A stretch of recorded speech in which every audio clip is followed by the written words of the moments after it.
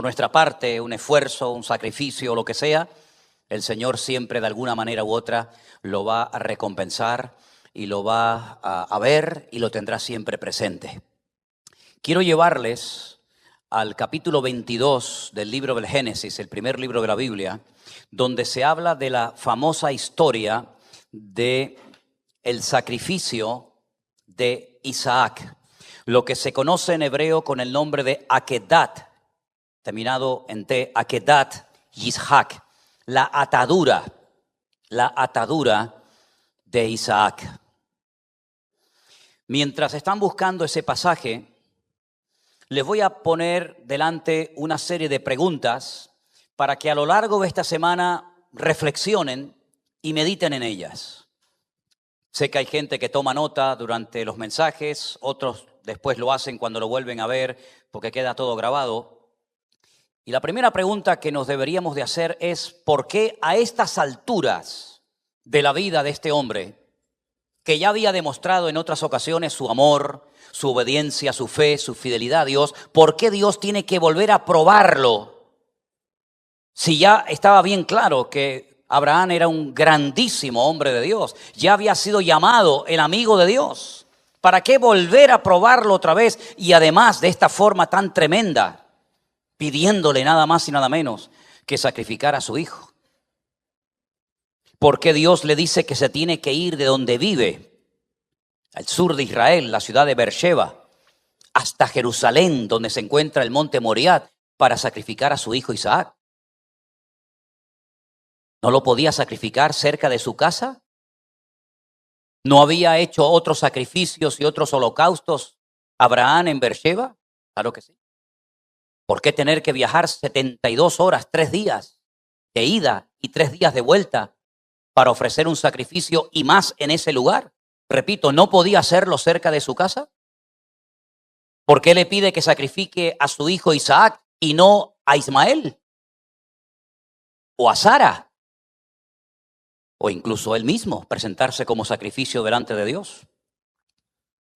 ¿Por qué se lleva a Abraham a unos siervos durante esos 3 días de viaje para después decirles quédense aquí?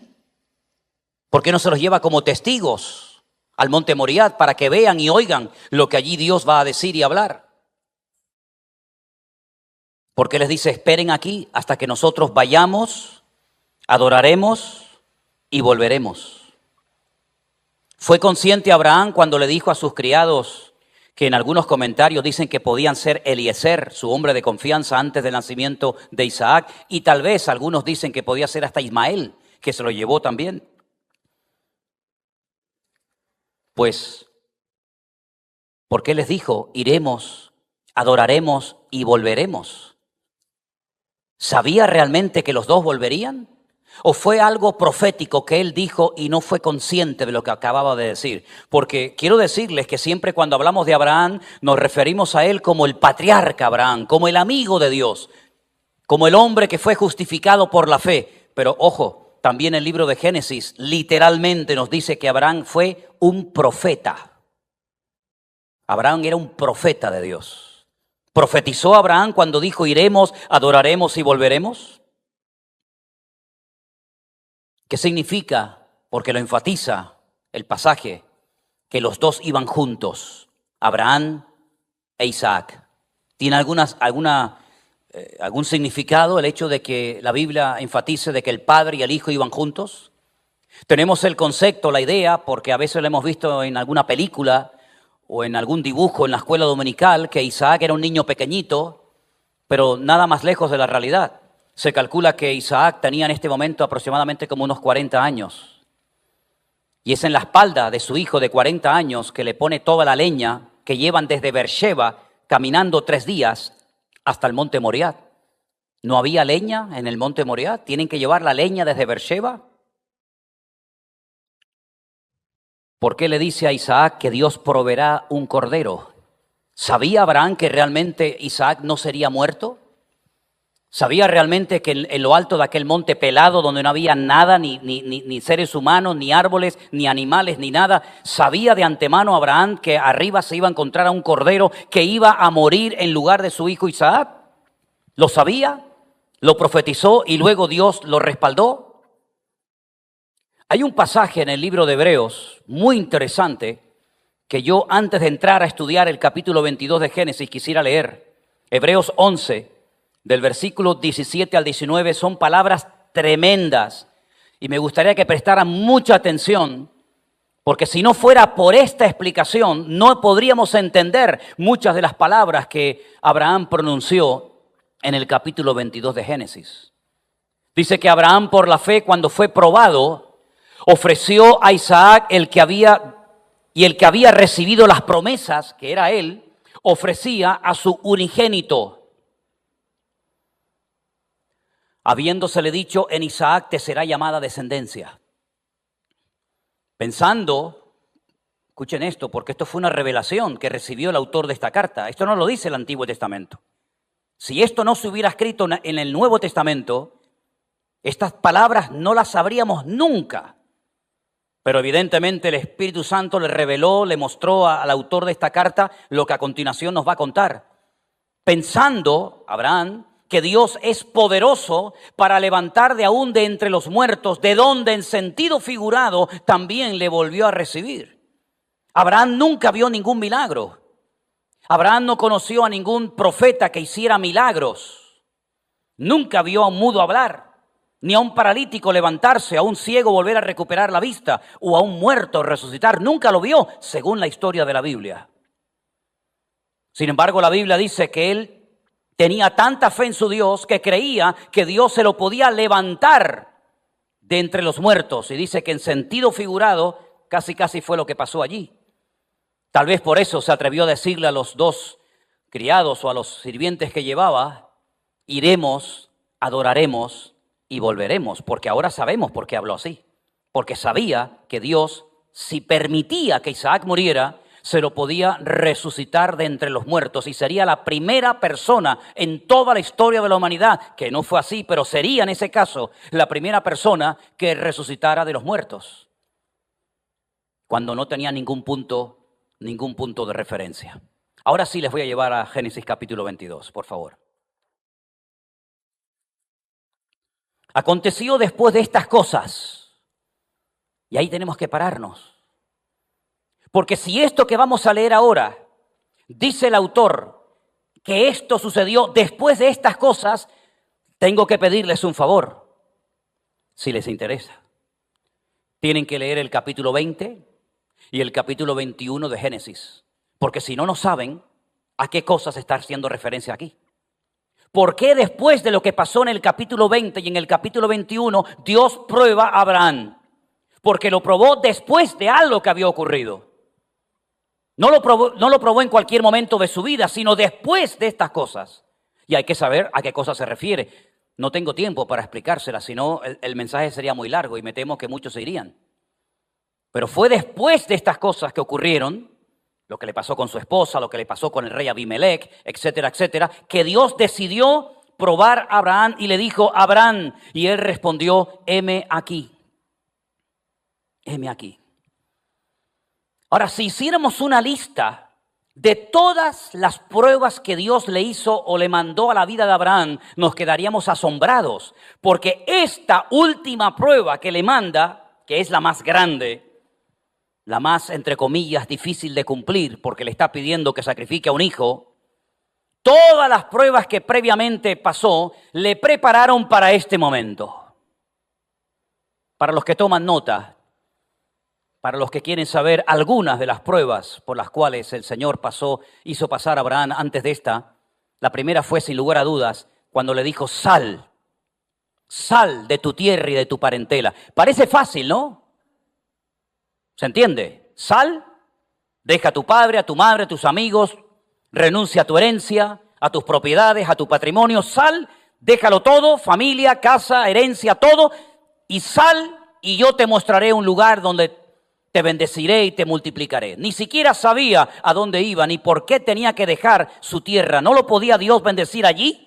¿Que para bendecirlo tenía que dejar esto para poder apropiarse de esto otro? Esa fue la primera prueba.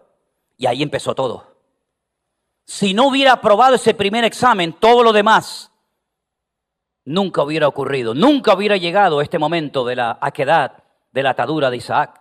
Porque aquella fue la primera prueba, el primer examen en su vida que tuvo que aprobar. Y lo aprobó y con buena nota, porque dejó su tierra, su parentela, aunque se le pegó su padre, se le pegó su sobrino, pero salió por fe sin saber a dónde iba. Y literalmente Hebreos 11 dice, por la fe salió Abraham. ¿Cuántos dicen amén? La primera prueba. La segunda, cuando llega a Canaán, ya está en el territorio, ya está en el lugar donde Dios le había dicho que lo bendeciría. Y estando allí, ocurre algo muy significativo, y es que viene una hambruna tremenda al país y no le queda otro remedio porque no hay agua, no hay pasto para los animales. Tiene que descender a Egipto y allí pasa un tiempo, y cuando llega a Egipto, segunda prueba, le secuestran a la mujer. Nada más y nada menos que el faraón se enamora de su mujer y se la lleva a su palacio. Una prueba tremenda, tremenda. Pero no fue la primera vez que le secuestraron a la mujer. Después hubo una segunda vez, cuando el rey de Gerar, Abimelech, cuyo nombre significa mi padre es rey, también se enamora de su mujer y se la quita, aunque después se la devolvió y además lo recompensó con 1000 piezas de plata. Una prueba tremenda, verse de la noche a la mañana sin país, sin tierra y encima sin mujer, porque se la han secuestrado, y a ver quién se atreve a ir al faraón a protestar. Tercera prueba, cuando tuvo que enfrentarse con el rey Kedorlaomer y con todos sus aliados, porque se entera de que su sobrino Lot ha sido secuestrado por reyes terribles, muy poderosos, fieros, y que se han llevado a Lot, su sobrino, secuestrado. Y tiene que armar a sus criados, ir hasta el norte de Israel y allí pelear con ellos, vencerlos y recuperar a Lot y a sus bienes y de ponerlos otra vez en libertad. Una prueba tremenda. Un hombre que no era un guerrero, un hombre que nunca había ido a la guerra, pero Dios lo usó con la edad que ya tenía para obtener una gran victoria y liberar a su sobrino Lot. Y parece que una prueba trae a la otra y otra a otra, y así sucesivamente, hasta que llegamos a una prueba tremenda, donde Dios le revela por primera vez en la historia a un hombre que todo hombre que quiera formar parte del pacto, del trato, del propósito, del plan de Dios, tiene que llevar en su cuerpo una marca que lo va a diferenciar de aquellos que no creen en ese Dios. Una marca que los va a diferenciar de las demás naciones paganas e idólatras. Y me refiero concretamente a la circuncisión. Y él tuvo que circuncidar a todos los que estaban en su casa, incluido a Ismael, que tenía 13 años. Y por si fuera poco, la Biblia dice que él, asimismo, con 99 años, se tuvo que practicar la circuncisión. ¿Les parece una prueba insignificante? Otra prueba, cuando el Señor le dice, coge a Agar, una esclava que había traído de Egipto, porque salió de Egipto, pero Egipto se metió en su casa. Coge a Agar y a su hijo Ismael y échalos. Y no te preocupes que yo cuidaré de ellos. Otra prueba tremenda, cuando tiene que despedir a su hijo amado Ismael y Agar. Pero sin lugar a dudas, la prueba más dura y difícil de todas las que tuvo que atravesar es esta. Cuando el Señor le dice, toma ahora tu hijo, versículo 2, tu único, Isaac, a quien amas, y vete a la tierra de Moriah y ofrécelo allí en holocausto sobre uno de los montes que yo te diré. Si leemos con atención el versículo 2, da la impresión en español, en castellano, que Dios le está dando una orden. Toma ahora a tu hijo, a Isaac, y sacrifícamelo. Pero no es así. Esa expresión toma es la famosa expresión que aparece en el Antiguo Testamento como kajna. Esa expresión kajna no significa toma, no es un imperativo, sino es hazme el favor de pasar por esta prueba. ¿Se dan cuenta cómo cambia el sentido del texto? Dios no tenía que probar a Abraham en absoluto, porque ya Dios sabía perfectamente cómo era el corazón y la vida de Abraham. Un hombre, repito, obediente, un hombre fiel, un hombre que es capaz de dejar su familia, su tierra, de jugarse la vida por su sobrino, de despedir a un hijo y a su madre. Por lo tanto, esta prueba como que no tiene sentido, porque Dios sabe perfectamente, antes de probarlo, que si Abraham tiene que sacrificar a Isaac, Abraham lo va a hacer.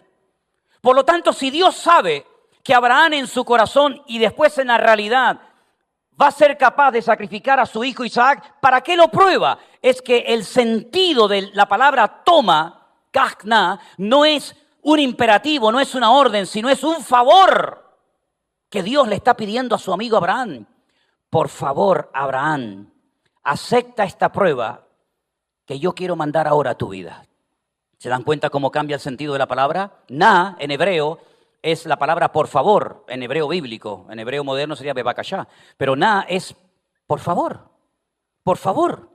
Dios pidiéndole un favor a su amigo Abraham, por favor, acéptala. Y claro, lógicamente Abraham, un hombre obediente, aceptó la prueba. ¿Qué es lo que Dios quería demostrar con esto? Porque no es una prueba para que Dios saque conclusiones. Ya Dios tiene las conclusiones de Abraham bien claras.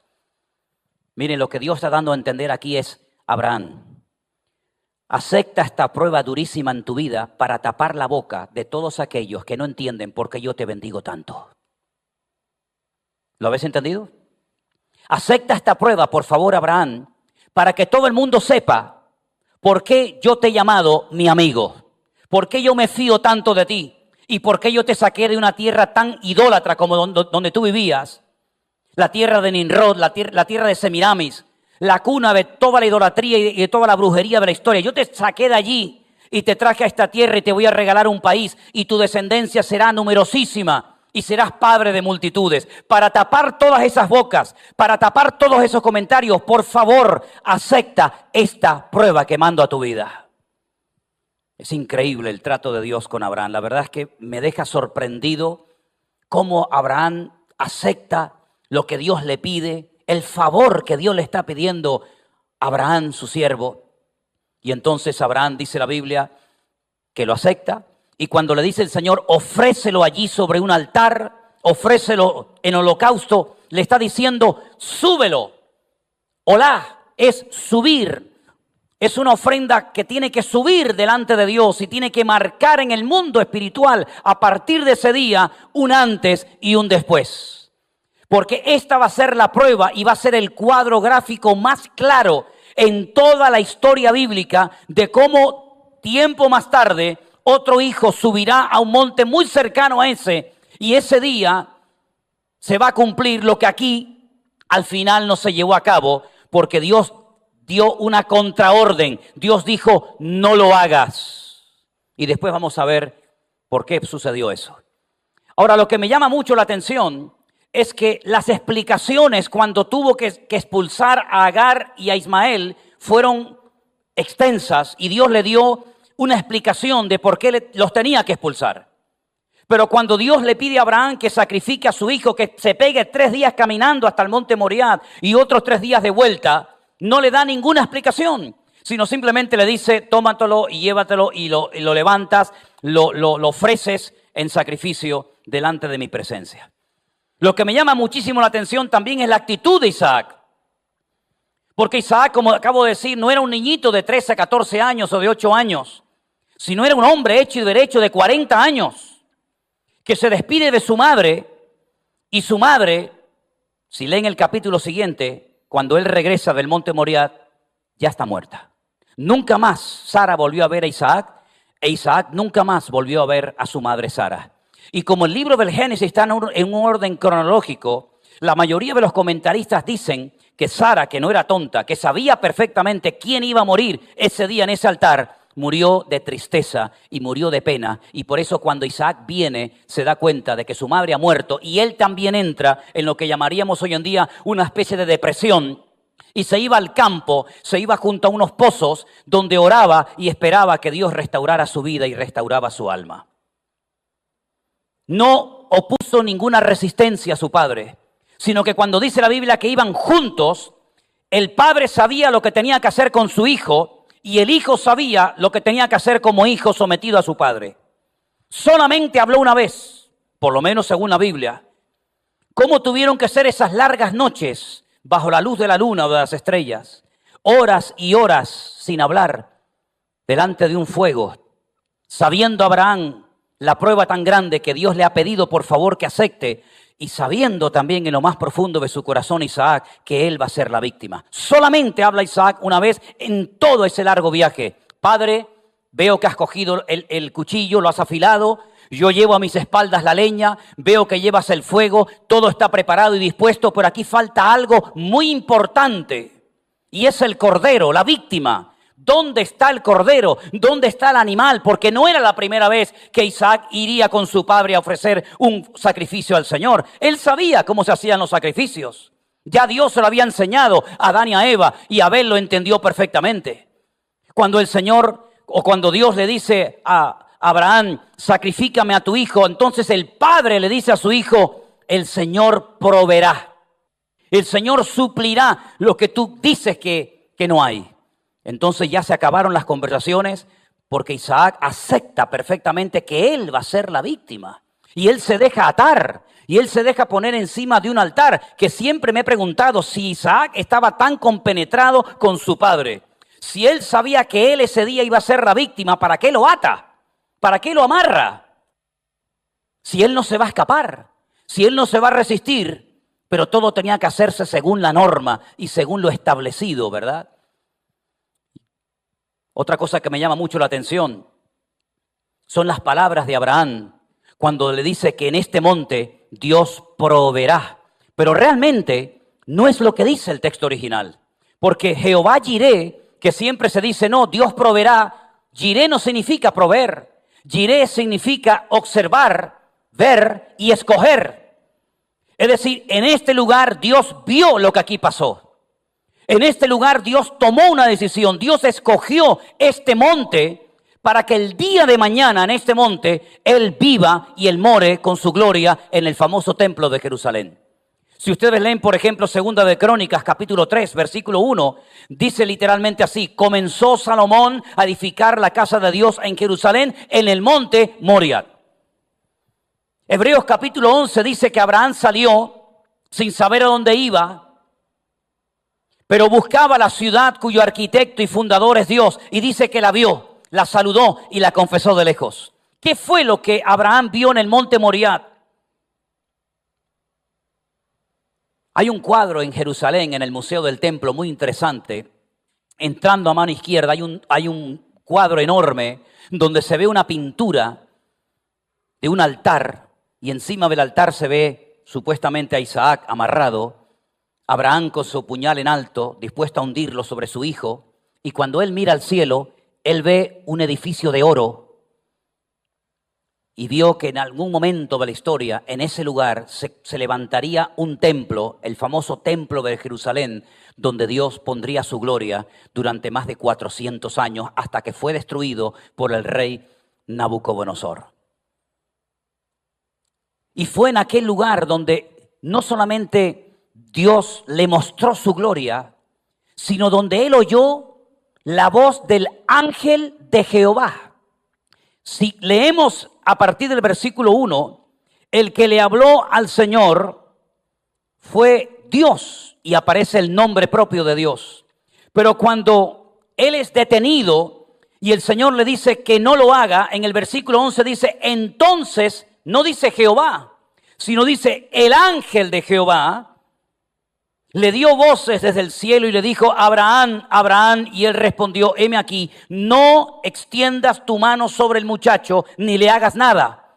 El ángel de Jehová, aunque en este momento esté en minúscula, que eso es lo de menos, porque el tema de las mayúsculas o de las minúsculas no existe en hebreo, solamente en castellano, aunque en ese momento, en este texto, la palabra ángel está en minúscula, no les quepa a ustedes la menor duda que el que lo detuvo, el que le dijo no lo haga, fue el mismísimo Señor Jesucristo, el enviado del Padre, el ángel de Dios, el que le dijo alto, no lo hagas, porque él sabía que el que tenía que morir como cordero de Dios, que quita el pecado del mundo no era Isaac, sino era el mismo que siglos más tarde, él subiría a un monte muy cerca de allí, el monte Calvario, el monte de la Calavera o el Gólgota. Es lo mismo, pero en 3 idiomas diferentes. Y él tendría que sufrir la muerte expiatoria por la raza humana, pero ese día no habló el Padre deteniendo el martirio, sino que así como terminó en victoria y no en tragedia, la aquedad, la atadura de Isaac, ese día en el monte Calvario, aquello terminó en una tragedia tremenda. Pero al mismo tiempo sabemos que fue la victoria más contundente que Dios jamás ha infringido contra el diablo, porque ese día fue vencido con herida de muerte. Este es el cuadro más hermoso de toda la Biblia sobre la crucifixión de Cristo, el Mesías, miles de años más tarde. Pero si os dais cuenta en el versículo 3, los verbos que aparecen son muy interesantes. Se levantó, enalbardó, tomó, cortó, se levantó, se fue. Todo lo que Dios nos muestra en este versículo, todo lo hizo Abraham en primera persona. Él se levanta temprano en la mañana, no espera al mediodía, sino se levanta de madrugada, aún no ha amanecido. Dice que madrugó, dice el texto original, madrugó, aunque aquí dice que se levantó muy de mañana. Él fue el que aparejó, el que enalbardó el asno, cosa que tenían que hacer los criados para su amo, pero ese día él lo hizo.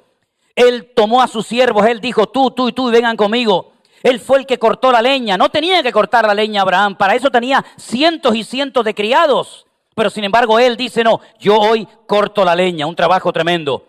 Él se levanta, él va al lugar donde Dios le dice, porque él sabe perfectamente que Dios le está tratando de mostrar algo a él y al mundo que a lo largo de la historia siempre quedará en la retina, en la memoria, en el mundo espiritual. Es en ese lugar, en esa piedra, donde Abraham subió con Isaac a sacrificarlo, donde hoy en día los musulmanes han construido alrededor, hace siglos, un monumento, digamos, no es una mezquita, es como un monumento, la famosa mezquita de Omar, donde antiguamente se podía entrar y a verla, pero donde hoy en día no dejan a veces ni siquiera subir.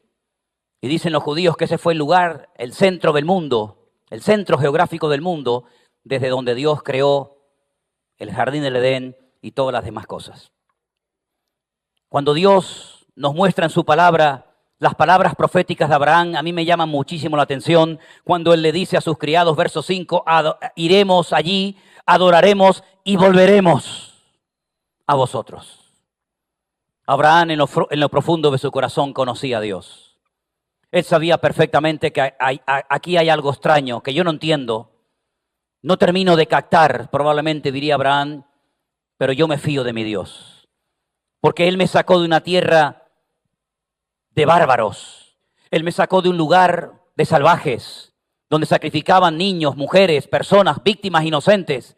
Y ahora mi Dios, que lo conozco y le llevo sirviendo durante años, que me ha mostrado tanto su fidelidad y su poder, a pesar de mi avanzada edad, a pesar de mis limitaciones como ser humano, seguramente esas luchas privadas, personales, que no expresa Abraham, sabía perfectamente que Dios no iba a permitir que él sacrificara a su hijo, porque además sacrificar a su hijo significaba renunciar al futuro.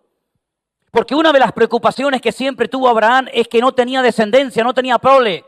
Y él decía, Señor, me has dado riqueza, me has dado oveja, me has dado camello, me has dado de todo, pero cuando yo muera, ¿quién se va a quedar con todo esto? Mi criado Eliezer, el damasceno, y Dios, el Señor le dijo, no. Tú vas a ser padre de multitudes y vas a tener un hijo, y ese hijo va a ser tu heredero. Si él mata a Isaac, corta su futuro. Pero Abraham está dispuesto a ir en contra de sus sentimientos, en contra de sus emociones, en contra de sus intereses personales, incluso renunciar a su futuro por amor a Dios. Ahora nos preguntamos, ¿tenemos fe nosotros? ¿Como la de Abraham? Seguro que no. Fe seguro que tenemos, pero la fe de Abraham, amigo, la fe de Abraham es algo tremendo, porque Abraham pone su amor a Dios, que también lo tenemos nosotros, lo pone al servicio de la orden de Dios. Él pone sobre el altar su vida antes de poner la vida de su hijo. Y él, antes de salir de Berseba, ya en su corazón sacrificó y mató a su hijo. Solamente falta el momento, el lugar y la ocasión. Pero Abraham ya en su corazón ha tomado la decisión de eliminar a su hijo, porque él sabe perfectamente que si su Dios le ha dicho, pasa esta prueba, tal vez tú no lo entiendas, pero en su momento la entenderás. Él se fía de su Dios, porque él por su Dios ha sido capaz de recibir burlas y críticas. Él fue capaz de cambiarse el nombre cuando era un viejo que no podía tener ninguna posibilidad de ser padre. Él es capaz de cambiarse el nombre para que todo el mundo se burle y se ría de él. Él es capaz incluso de ver cómo su propia esposa duda y se ríe de la promesa de Dios. Él es capaz de decirle a su padre, me voy, y si me voy sé que renuncio a la herencia, porque nadie podía dejar el hogar paterno mientras el padre viviera, porque automáticamente quedaba desheredado. Él es capaz de jugarse la vida cuando no es un soldado, no es un guerrero, pero él es capaz de irse hasta el norte de Israel para pelear contra los 5 reyes más poderosos de su época y vencerlos y derrotarlos para salvar a su sobrino. Él es capaz de decirle a su sobrino Lot, elige la mejor tierra, la que tú quieras. Si vas a izquierda, yo voy a la derecha. Si escoges la derecha, yo voy hacia la mano izquierda. Y le da la posibilidad al pequeño de tomar la decisión cuando el tío podía haber dicho, no, yo me quedo con esto y lo que sobra te lo quedas tú. Pero él le da a Lot la posibilidad de escoger qué tierra quiere vivir. Y dice que escogió las mejores tierras. La llanura del Jordán, donde había tierras fértiles, donde había ríos, donde había agua. ¿Y qué le quedó a Abraham? ¿Qué le quedó al viejo Abraham? Nada, piedra sobre piedra, desierto, un lugar donde ni las cabras quisieran vivir. Pero cuando él se separa de Lot, dice que el Señor le habla y dice, yo soy tu escudo, tu galardón, tu estandarte, te extenderás al norte, al sur, al este y al oeste. ¿Por qué? Porque él sabe que aunque en el campo de Lot hay fertilidad, y en su terreno hay piedras, él sabe que con la bendición de Dios, una semilla encima de la piedra da más fruto que una semilla en tierra fértil. ¿Por qué? Porque la bendición de Dios no la tenía Lot, sino la tenía Abraham. Él sabe perfectamente, él conoce a Dios, él es el amigo de Dios.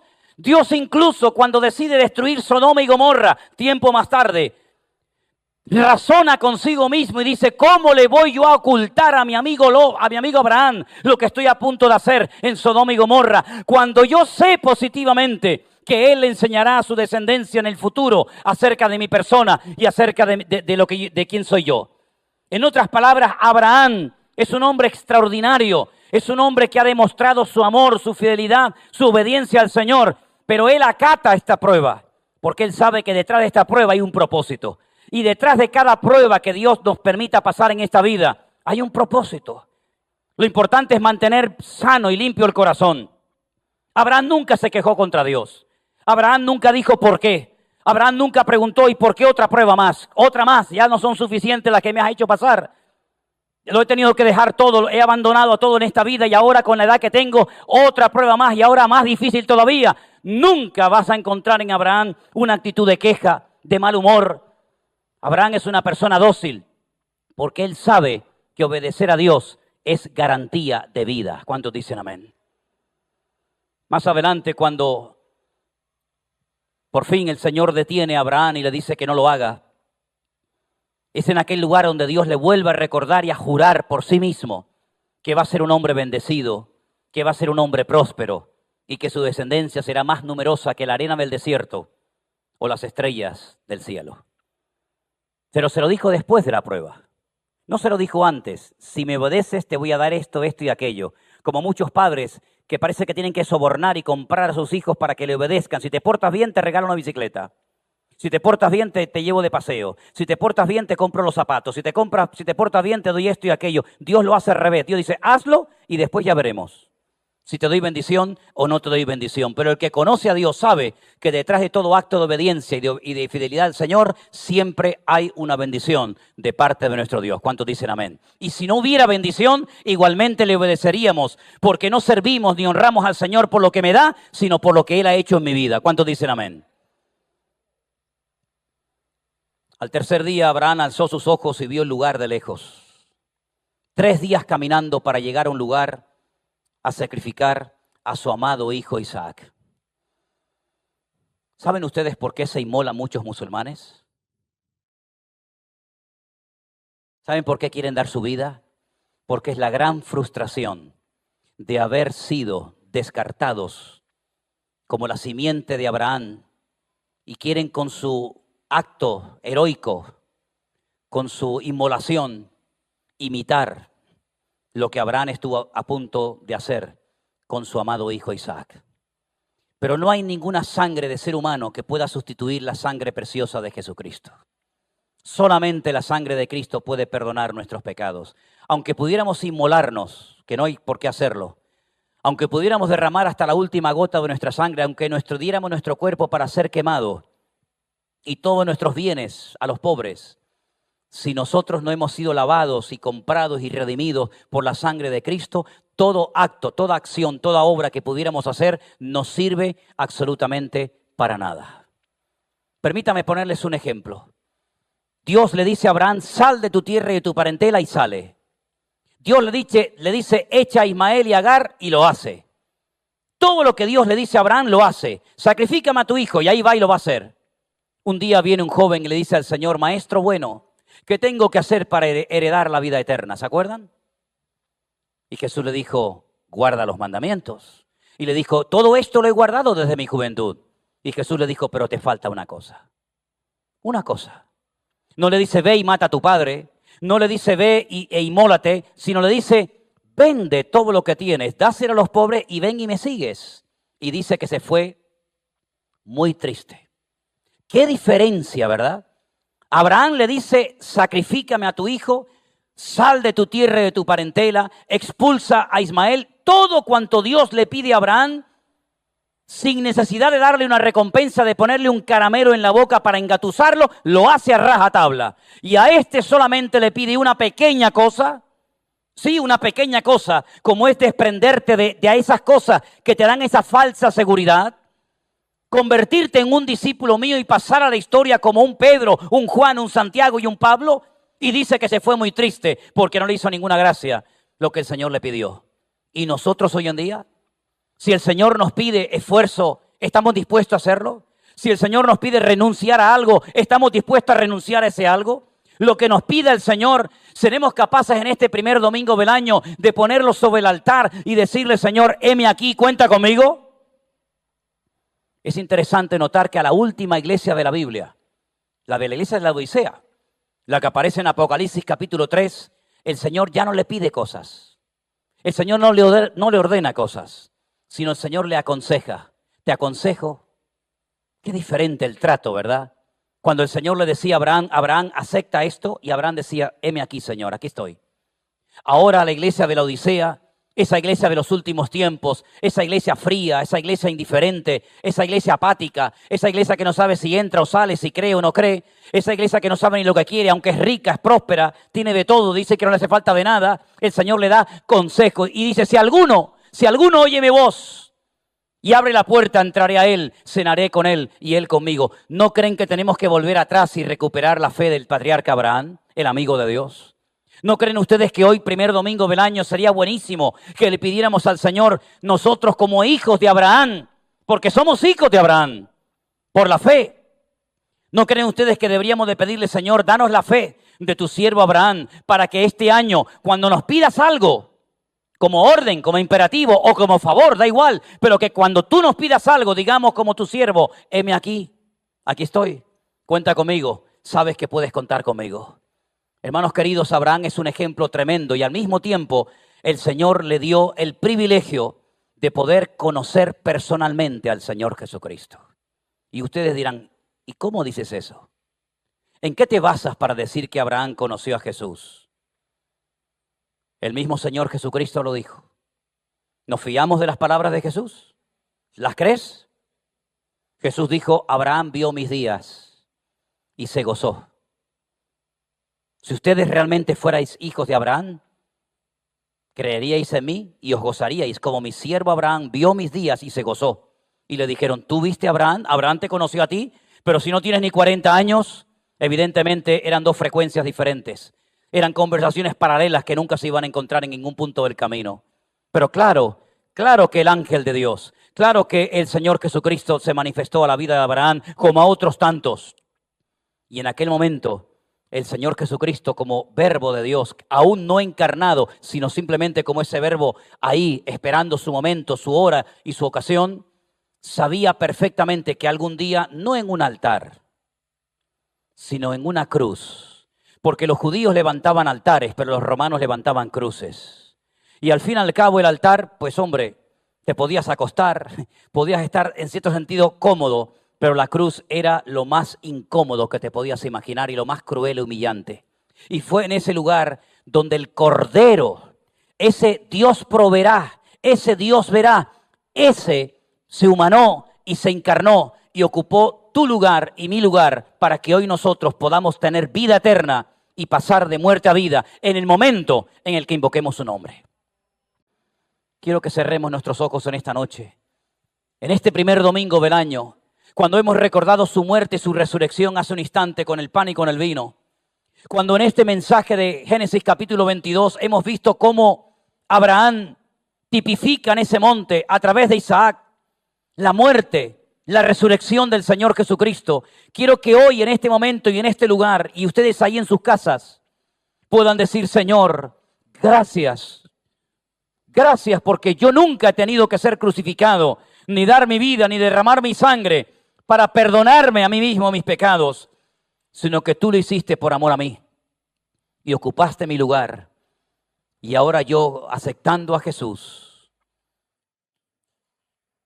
puedo acercarme a la presencia de mi Dios confiadamente, con total libertad, y decirte: gracias, Señor, por ser mi Dios y mi Salvador. Bendito sea tu nombre, oh Dios.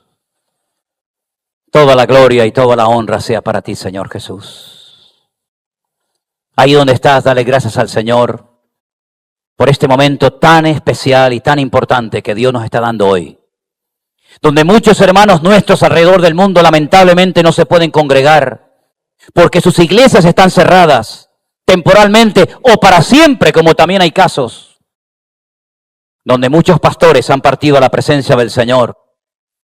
Hoy el Señor nos permite estar aquí, delante de su presencia, recordando su amor por nosotros. A ti la gloria y la honra, mi Señor. Gracias te damos de todo corazón por el privilegio que nos das de poder estar aquí, Señor. Gracias, Dios mío. Gracias, Señor, por todo lo que estás haciendo en nuestra vida y por todo lo que harás. Así como tú viste lo que pasó allí en aquel monte Moriah, tú también viste, mi Dios, lo que pasó en el monte de la Calavera, en el monte Calvario, cuando tu Hijo amado extendía sus manos y te dijo: Padre, perdónalos, porque no saben lo que hacen. Aleluya. Gracias de todo corazón, Señor.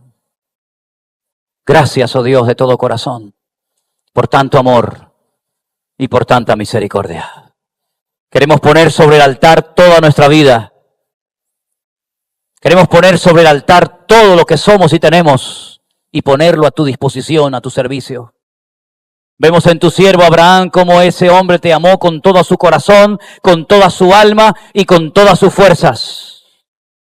Y es como nosotros también te queremos amar a ti, Señor. Con todo nuestro corazón, con toda nuestra alma y con todas nuestras fuerzas, amar a Dios por encima de todo. Por encima de hijos, de padre, de madre, de familia, de herencia, por encima hasta de nosotros mismos. Te amamos a ti y queremos servirte y honrarte todos los días de nuestra vida. En el nombre de tu amado Hijo Jesús. Amén. Y amén. Gloria a Dios. Nos ponemos de pie, queridos hermanos. Cantamos esta alabanza a nuestro Dios. Adoramos al Rey de Reyes y al Señor de los Señores. Y nos preparamos.